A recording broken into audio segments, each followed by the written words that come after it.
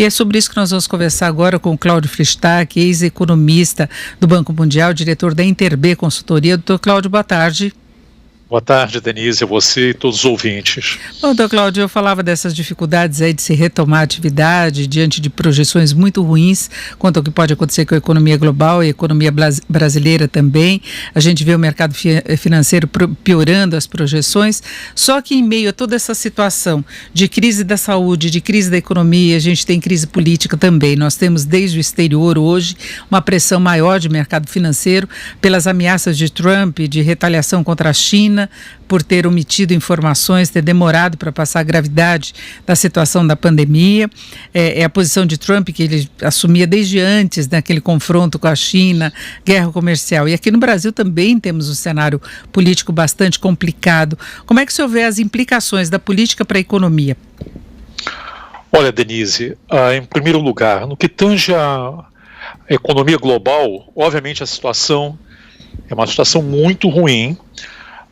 O Fundo Monetário Internacional está projetando uma queda de 3% do crescimento esse ano, ou seja, uma contração de 3%.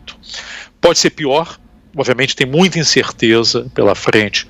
E a última coisa que nós precisamos nesse contexto de enorme dificuldade dos países das regiões é uma crise de natureza geopolítica, né?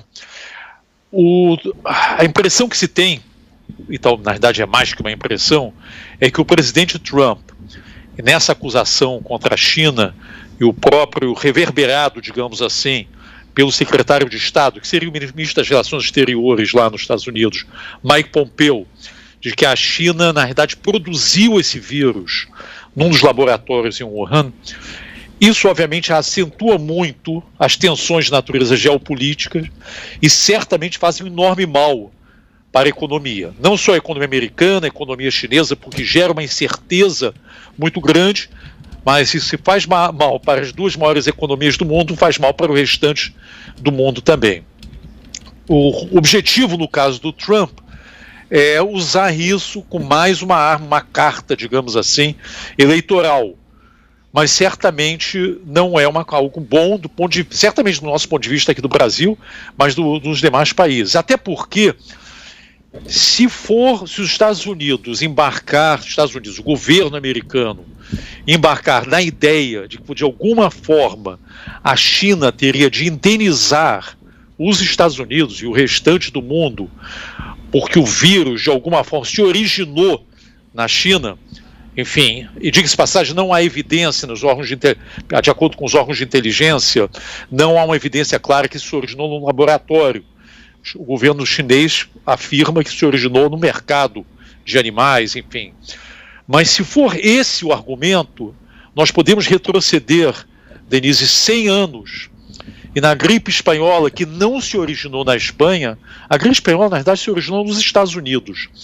E a razão que se tornou uma gripe, entre aspas, espanhola, é porque a censura naquela época era muito menor na Espanha e os casos, então, foram, enfim, identificados na Espanha, mas na verdade aquilo foi uma gripe que se originou nos Estados Unidos. Então, usando o mesmo critério, a gripe espanhola, que tem exatamente 102 anos de existência, alguém poderia dizer, bem, então nesse caso vamos cobrar pelos danos de 100 anos atrás, de um século atrás nos Estados Unidos. Isso faz o menor sentido.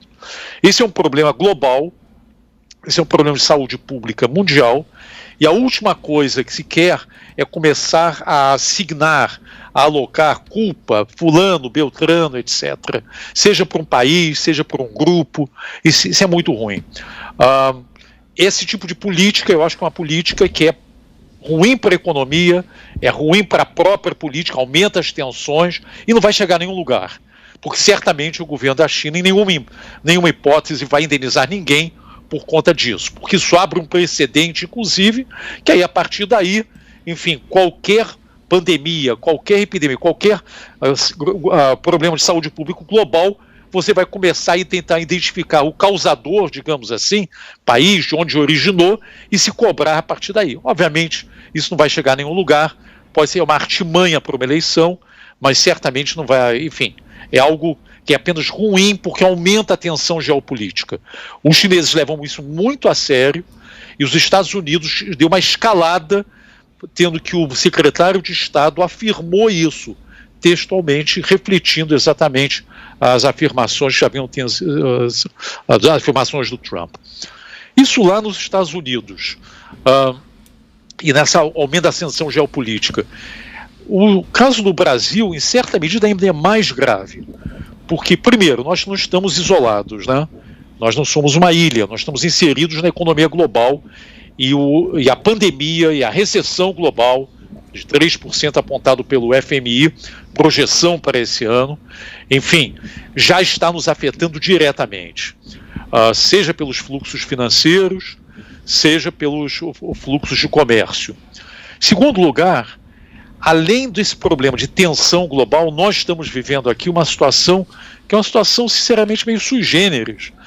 É no meio desses problemas enormes que nós estamos enfrentando, um problema de sanitários muito grandes, nós não estamos atrás da curva, pelo contrário, estamos atrás da curva no sentido que a curva de infecções e a curva de mortes está se ampliando muito rapidamente. Nesse contexto, nós estamos vendo uma situação de tensão política doméstica enorme, muito grande.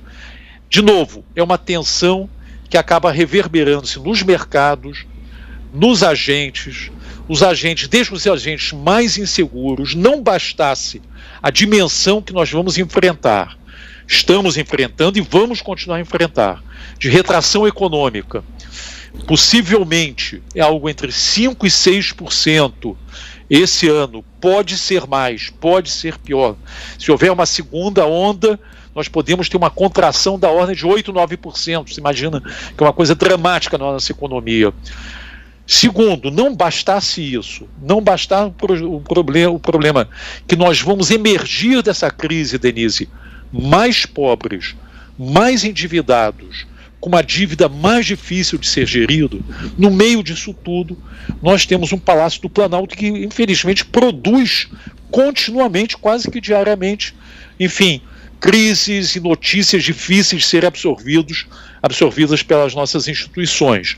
Por enquanto, enfim, nós não estamos, eu imagino, e vamos todos torcer, que nós não estamos na véspera de uma crise institucional, mas certamente o que nós estamos observando quase diuturnamente é quase como uma provocação, e essa provocação, por motivos políticos, está certamente afetando nossa economia, afetando adversamente nossa economia. Aumenta o risco, aumenta em primeiro lugar o grau de incerteza e aumenta certamente a percepção de risco, Denise.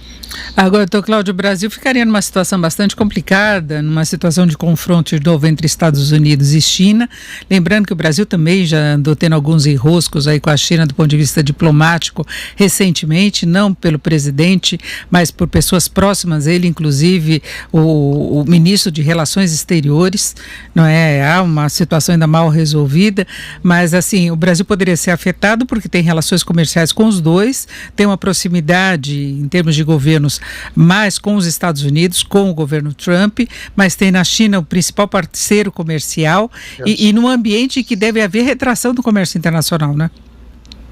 Olha, Denise, isso é um excelente ponto. Apenas a título de ilustração, o mês passado, a Petrobras exportou para a China 1 milhão de barris.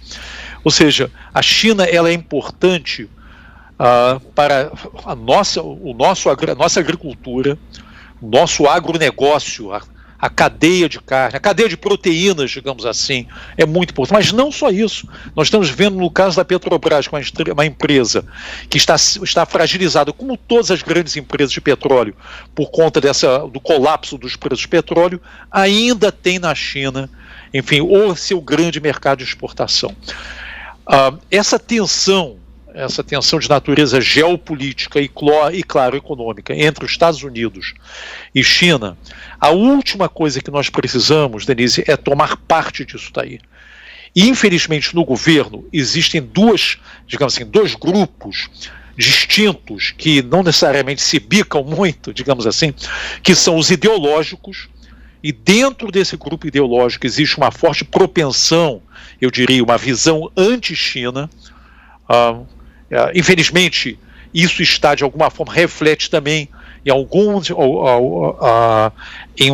em certa medida, no que o ministro das Relações Exteriores tem dito, o nosso chanceler tem dito em meses recentes, mas eu acho que esse grupo anti-China está muito mais enclausurado, eu diria, dentro do Palácio do Planalto, e ao mesmo tempo você tem a parte pragmática do governo, a ministra da Agricultura, obviamente o ministro da Economia, estou falando no que diz respeito às nossas relações comerciais, que não comungam dessa visão, até porque é uma visão errônea. Nós temos interesses muito importantes do ponto de vista comercial, de uma relação de médio e longo prazo, de um interesse de natureza estratégica com a China. A última coisa é nós queremos entrar nessa briga. Nessa briga, se nós entrarmos, nós seremos os mais chamuscados. Nós não temos as reservas de poder que os Estados Unidos têm e nem tampouco nós temos o peso específico da China. Ou seja, seríamos somente uma bucha de canhão nesse processo. Enfim, então, certamente, desse ponto de vista, Denise, o aumento da tensão geopolítica entre os Estados Unidos e China também irá nos afetar nessa perspectiva, aí, até de forma até um pouco mais direta.